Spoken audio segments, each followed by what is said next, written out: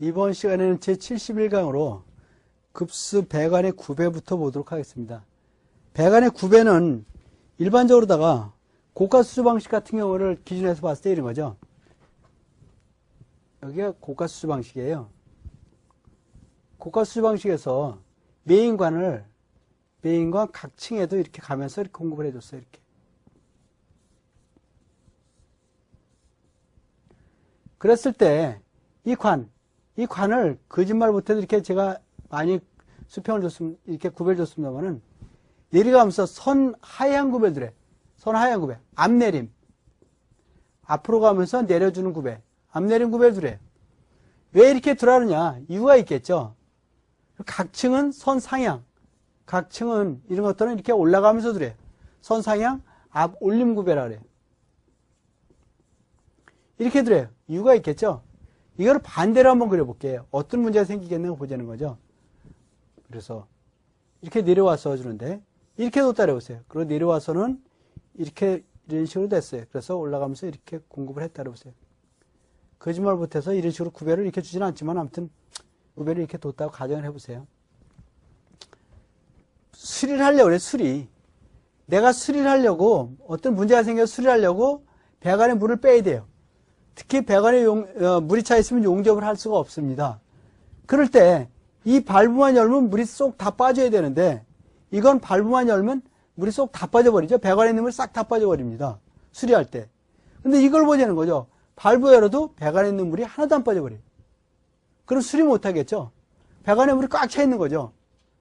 그래서 이렇게 하지 말고 반드시 고가수조 방식 같은 데서는 그 메인관은 하향 횡주관은 선 하향 구배, 각층 횡주관은 선 상향 구배로 이렇게 두란 얘기예요. 그래서 여러분들 꼭 이해를 하시기 바랍니다. 그럼 맨 밑에는 이 밸브를 베니 밸브라 그래요. 찌꺼기를 제거하기 위한 베니 밸브를 설치해주라. 그 다음에 이제 슬리브라는 게 있는데 이게 뭐냐면 이런 거예요. 여기 벽체가 이렇게 있어요. 벽체를 갖다 이렇게 두면은 일리다가 배관이 이렇게 들어간단 말이죠. 배관이 들어가기 위해서 배관이 들어가서 여기다 배관을 이렇게 두면 콘크리트 안에다 이렇게 배관을 이렇게 뒀다 해보세요. 여기다 이렇게. 그러면은 어떤 문제가 생기겠는가?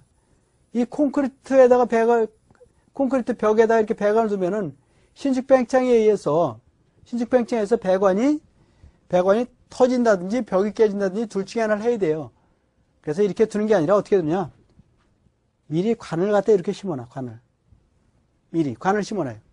그런 다음에 배관을 집어넣으면 지 맘대로 왔다 갔다 움직일 수 있는 거죠. 벽체라든지 바닥을 관통할 때는 반드시 그래서 슬리브를 집어넣으라. 슬리브 배관을 집어넣으라. 그럴 때는 그래서 이건 왜냐면 교체를 한다든지 수리가 편리하기 때문에 그래요. 수리할 때 잘라내고 뽑아낼 수 있죠. 교체할 때도 그냥 뽑아내면 되죠. 그래서 교체나 수리에 편리하기 위해서 반드시 벽체나 벽을 관통할 때는 벽체라든지 바닥을 관통할 때는 슬리브 배관을 해주라. 그런 얘기입니다. 그 다음에 지수 밸브란 말이 나오는데 지수 밸브는 뭐냐면요. 나눠주는 거예요. 분기점 같은 데서 밸브 두는데 수리를 한다든지 국부적 단수로 해서 밸브를 잠가야 돼. 어느 지역을 국부적으로 잠가야 될 경우가 생겼다. 물을 잠가야 된다. 그럴 때 대비해서 중간중간에 그래서 분기점이라든지 분기점 같은 데다가 거기다가 밸브를 달아주는 것을 지수 밸브라 그래. 지수 밸브. 그 다음에 이제 피복에 대한 것들이 있는데 피복은 뭐 그렇게 중요하지 않으니까 그냥 넘어가셔도 될 것 같고 그 다음에 설비 시스템의 소음 방지 대책입니다. 일단 소리가 많이 나면 안 되잖아요. 그래서 급수교통 배관은 유속과 급수압력을 적정히 조절해 줘야 된다는 얘기죠. 수압이 세면은 수압이 세다. 그러면 어떤 문제가 생기냐면 수격작용이 일어나서 땅땅으로 소리가 나니까 또 급수교통에는 마찰 정화를 최소로 하기 위해서 소음풍기 정압을 감소시켜주라.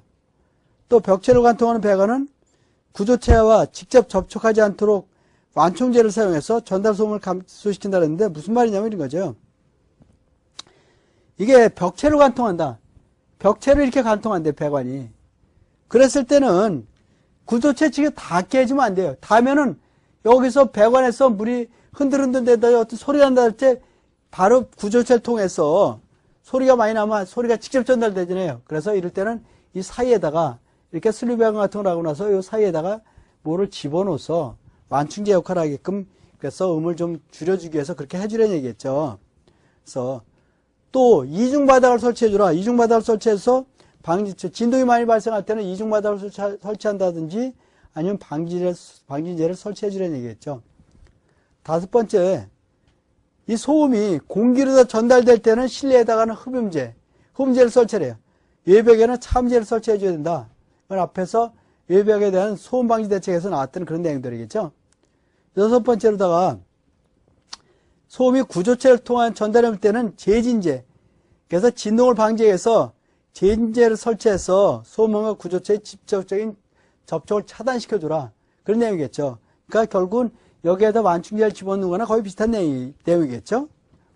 그래서 소음풍계통에는 플래럼이라든지 소음기를 설치해서 소리를 좀 줄여주려는 얘기겠죠. 그런 것은. 그 다음에 이제, 그래서 지금까지 봤던 이런 내용들. 그래서 급수계통은 수압을 적당히 조절해주고, 마찰 소음풍기를 정압을 감소시켜주고, 그 다음에 이런 벽체를 간다는 접촉하지 완충제를 사용하는데, 바로 이거하고는 거의 비슷한 내용들이겠죠? 이럴 때는. 그 다음에,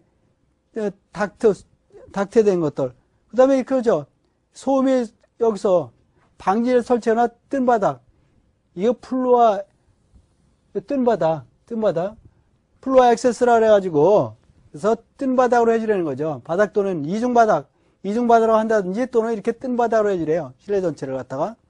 또는 소음이 공기 전달임인 경우에는 여기는 실내의 흡음제, 실내의 외벽의 차음제. 앞에서 설명드렸던 그런 내용들이겠죠. 이거는 뭐하고 똑같다냐면 외벽에 대한 소음 방지 대책에 대해서 설명을 한번 드렸던 내용이죠. 그런 것들은.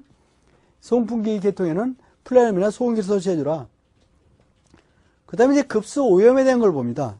급수 오염에서 급수가 오염되는 여러 가지 원인들이 있는데 배관 부식에서 오염되는 경우도 있고 또는 배수가 역류돼서 크로스 커넥션에서 오염되는 경우도 있고 또 저수 탱크에다 유해 물질이 들어와서 그래서 오염되는 경우도 있고 여러 가지 오염되는 경우들이 있는데 그래서 하나씩 보면 그런 얘기죠.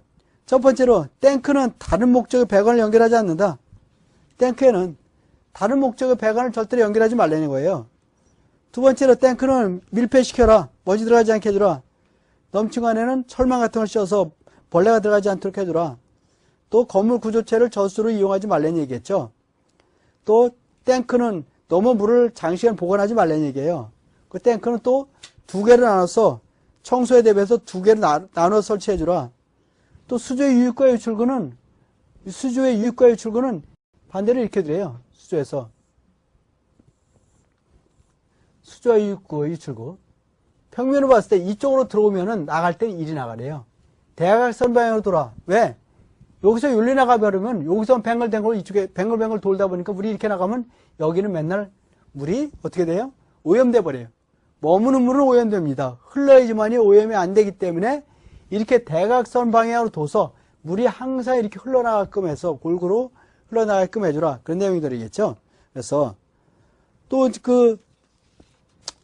그 급수관의 수질에 어떤 안전상 오염될 가능성이 높다. 그럴 때는 연결하지 말래요. 또 세정 밸브는 반드시 크로스 커넥션을 방지하기 위해서 이게 바로 세정 밸브예요. 이게 세정 밸브. 여러분들 다 보셨을 거예요. 세정 밸브. 플러시 밸브라 그래요. 여기는 반드시 진공 방지, 버튼 브레이커 진공 방지를 반드시 설치해 줘야 돼요. 여기서는 수질 오염을 방지시켜 주기 위한 거죠. 그래서 이런 것은 반드시 그래서 크로스 커넥션을 방지하기 위해서 반드시 역류 방지를 설치해 주라. 그래서 그럼 크로스 커넥션이 뭐냐? 크로스 커넥션이라는 것은 이런 거란 말이죠. 크로스 커넥션이라는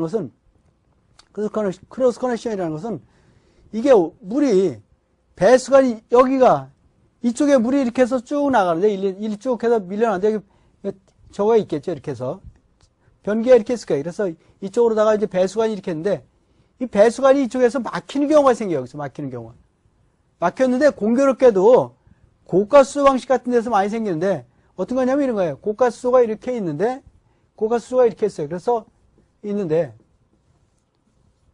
고가수소가 이렇게 있는데 여기서 갑자기 단수를 했어요. 공사를 한다든지 어떤 목적을 위해서 단수를 하는 경우가 생긴단 말이죠. 단수했을 때 어떤 문제가 있느냐? 이런 거죠. 단수를 한다든지 했을 때 크로스 커넥션이라는 것은 이런 거예요. 그래서 앞에서 크로스 커넥션을 자세히 안 봤으니까 이번에 좀 자세히 설명드리면 그런 거였단 말이죠. 그래서 여기서 만일에 단수를 이렇게 했어요. 그럼 밑에 사람들, 밑에서 저층부에서는 물 나올 때까지 사용합니다. 그런데 여기가 이런 세정밸브 썼어요. 맨 꼭대기층이. 저 상층부에서. 이런 걸 쓰다 보니까 여기가 막혀버렸어요. 막히다 보니까 이거는 진호고막이 설치해서 이거는 역류를 방지시켜주는 거예요. 진호고막이 역류.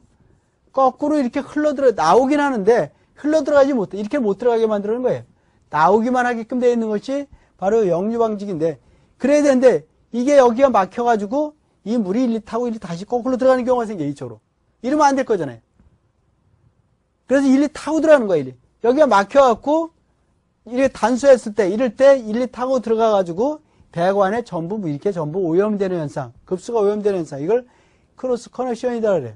그래서 크로스 커넥션이라는 것은 한마디로 얘기하면 급수가 오염되는 현상이다. 크로스 커넥션은 급수가 오염되는 현상이다. 배수가 역류해서 급수가 오염되는 현상이에요. 그래서 반드시 이런 진호고막 방지기를 설치해 줘야 된다. 그 다음에 이제 공기 빼기 밸브는 이거는 수격장애를 방지하기 위해서 달아줘야 되겠죠. 그 다음 수업 시험은 일반적으로